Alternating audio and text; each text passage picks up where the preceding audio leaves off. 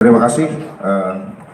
Perlu kami sampaikan bahwa motif utama daripada tersangka mengajak ke hotel, kami sampaikan bahwa berdasarkan hasil pendalaman bahwa tersangka ini sebelumnya sudah pernah melakukan hubungan badan pada bulan Desember. Jadi ketika ada ajakan untuk keluar, korban tidak menolak karena pada saat kejadian si tersangka ini sedang bertugas melakukan audit kinerja daripada perusahaan. Terjawab ya, Mbak ya. Apakah hanya untuk mengambil uang tersebut, Pak? Motif utamanya, Pak, memang dia membutuhkan untuk transaksi pernikahan? Pada awalnya hanya untuk melakukan salah satu untuk melakukan hubungan suami istri di situ. Namun ketika sudah melakukan hubungan suami istri sebanyak 2 kali, selanjutnya korban menanyakan tentang bagaimana status hubungannya karena korban meminta tersangka untuk menikahi.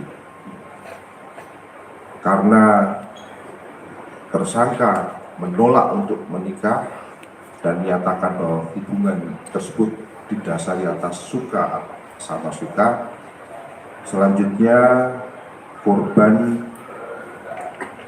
membuat perkataan yang mungkin menyinggung tersangka sehingga tersangka emosi dan secara spontan melakukan atau membenturkan kepala korban ke tembok, dan selanjutnya setelah jatuh korban dicekik dan ditutup mulutnya atau disekap mulutnya selama kurang lebih 10 menit, dan sampai kondisi daripada korban ini sampai lemas dan kemungkinan pada saat itu sudah meninggal dunia. Tapi kan di dalam percakapan itu sempat ada terjadi ia meminta uang perusahaan untuk ia minta, maksudnya pelaku minta begitu. Berarti motif utamanya bukan untuk uang ya, Pak ya? Yang pertama kami sampaikan motifnya karena emosi. Kemudian karena ada uang di situ, pada saat itu uang tersebut langsung dibawa juga oleh si tersangka. Oke, Mas itu dulu ya? Ya, silakan. Yang pertama, perkenalan nama saya Adi dari TV One. Tadi kan dijelaskan kalau mereka telah melakukan hubungan badan. Apa kondisi saat dibunuh si korban ini dalam keadaan hamil atau tidak? Yang kedua, mungkin bisa dijelaskan keterlibatan lebih jauh dan lebih lengkap tersangka kedua. Terima kasih. Baik, kondisi korban berdasarkan hasil visum tidak dalam keadaan hamil. Kemudian yang kedua, peran daripada tersangka kedua atas nama AT, yaitu membantu tersangka Arif membuang koper yang berisi jenazah korban di daerah Bekasi. Jadi dari awal ketika ketemu si tersangka kedua sudah mengetahui isi daripada koper itu. Oke, silakan Mas. Saya Rama dari Portal Harian Kompas. Saya menanyakan soal berapa lama hubungan kedua tersangka dan korban. Apakah sudah bertahun-tahun ataukah baru yang Desember kemarin, Pak? Terus kalau boleh tahu ucapan yang menyinggung itu apa ya, Pak? Apakah itu disampaikan oleh tersangka? Ucapan yang membuat si tersangka ini emosi. Terus yang ketiga, ini uang yang diambil itu kan katanya uang perusahaan ya, Pak ya? Itu jumlahnya berapa? Apakah memang 36 juta ataukah lebih dari itu? Ini kan ada, selain itu ini ada juga katanya si tersangka ini akan melakukan resepsi. Apakah uang itu akan digunakan juga untuk melakukan resepsi untuk biaya resepsi ini, Pak?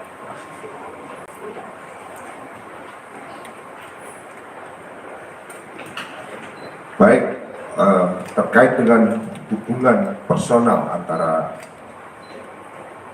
tersangka dengan korban, perlu kami sampaikan bahwa diawali dengan hubungan profesional, yaitu korban selaku pemegang keuangan daripada PT Kobe Cabang Bandung, dan si tersangka ini merupakan auditor. Perlu kami sampaikan bahwa diawali memang karena tugas daripada si tersangka melakukan audit terhadap keuangan PT Kobe.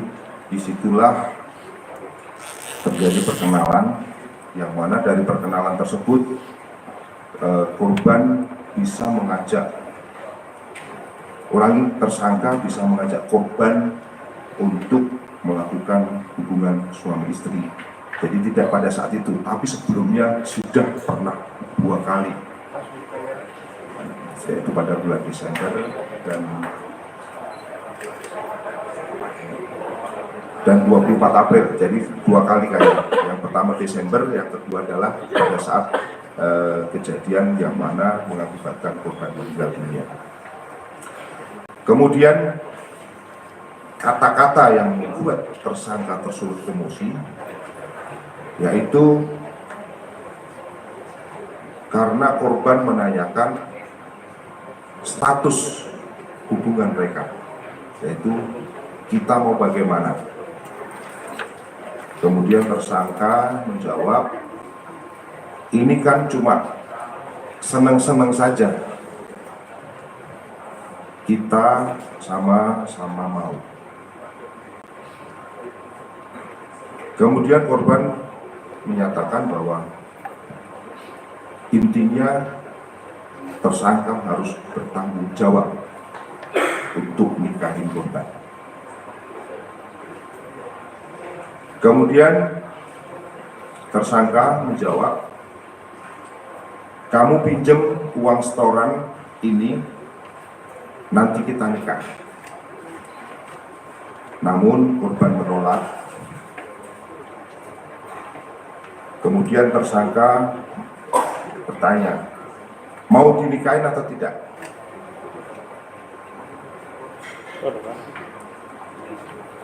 Kemudian korban menyatakan, tapi kalau takut pakai uang perusahaan. Artinya korban menjelaskan kalau mau dinikahin ya takut pakai uang perusahaan. Tersangka menjawab, saya akan tanggung jawab kalau ada apa-apa dalam perusahaan ini. Karena posisinya mungkin sebagai auditor, barangkali ini bisa membuat laporan di perusahaan yang mungkin bisa dikondisikan oleh si tersangka. Akhirnya korban menjawab, ngapain ngurusin yang kayak gini?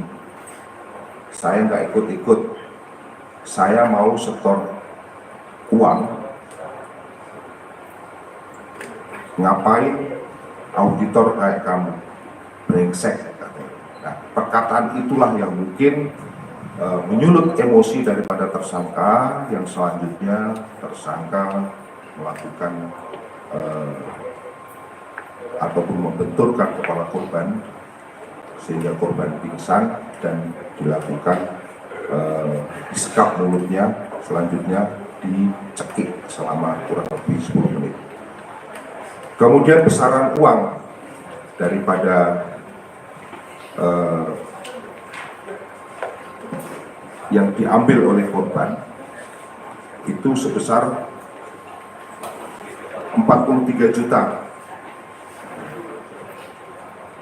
Kemudian perlu kami sampaikan bahwa terkait korban melarikan diri ke Palembang, kami sampaikan bahwa korban ini sebelumnya sudah melakukan akad nikah dengan istrinya yang sekarang.